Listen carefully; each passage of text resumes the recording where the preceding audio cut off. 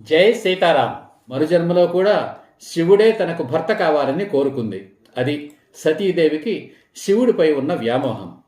విష్ణుమూర్తి మరలా కల్పించుకొని సతీదేవియే పార్వతీదేవిగా పునర్జన్మ పొందిందని శివుడికి తెలియచేసి శివపార్వతుల వివాహం జరిపించాడు. అలా శివపార్వతులు ఆది దంపతులుగా నిలిచారు. ఆది దంపతులు శివపార్వతులు, ఆదర్శ దంపతులు సీతారాములు, పరస్పర వ్యామోహం కలిగిన దంపతులు. వారే మనకు పూజనీయులు, ఆదర్శనీయులు. ఇప్పటి వరకు నా వీడియోల సారాంశం ఇది. ఒక క్రొత్త సిద్ధాంతం. రామరాజ్యం సీతమ్మలకే సాధ్యం. Male rule fail, female rule hail. స్త్రీలందరూ దేవతలు, రాక్షసులందరూ పురుషులు. ప్రాణాలు పోసేవారు దేవతలు, ప్రాణాలు తీసేవారు రాక్షసులు. చెడిపోయిన ప్రతి స్త్రీ వెనుక ఒక పురుషుడు ఉంటాడు. అతడు తండ్రి కావచ్చు, భర్త కావచ్చు, లేదా కొడుకు కావచ్చు.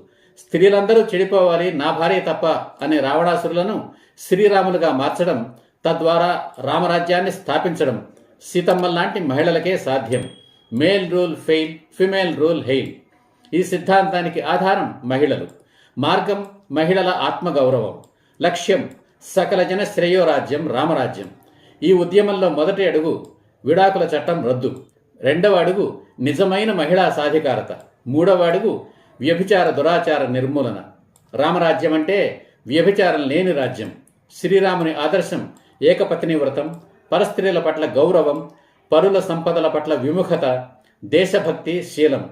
ఇవే రామరాజ్యానికి ఆధారం. పురుషుల అక్రమ సంపాదనకు పరస్త్రీల పొందు తప్ప మరో ప్రయోజనం లేదు. స్త్రీలకు డబ్బుతో ప్రయోజనమే లేదు. నమ్మకం, ఇష్టం, ప్రేమ, ఇంకా గౌరవ భావాల పరాకాష్ఠయే భక్తి.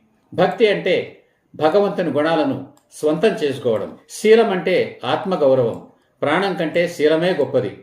తమ శీలాన్ని కాపాడుకోవడమే కాక తమ పురుషుల శీలాలను కూడా కాపాడగలిగే శక్తి సామర్థ్యాలు సీతమ్మల్లాంటి మహిళలకే ఉన్నాయి. ఒక స్త్రీ అవినీతి సంపాదన ఆమె ఆత్మగౌరవానికి భంగకరం. ఒక పురుషుని అవినీతి సంపాదన అతని ఇంటి స్త్రీల ఆత్మగౌరవానికి భంగకరం. అవినీతిపరుడు దేశభక్తుడు కాలేడు. దేశభక్తుడు అవినీతిపరుడు కాబోడు. తండ్రి ఆస్తిలో స్త్రీలకు హక్కు, పురుషుడి సంపాదనపై అతడి తల్లికి భార్యకు సమాన అధికారమే నిజమైన మహిళా సాధికారత.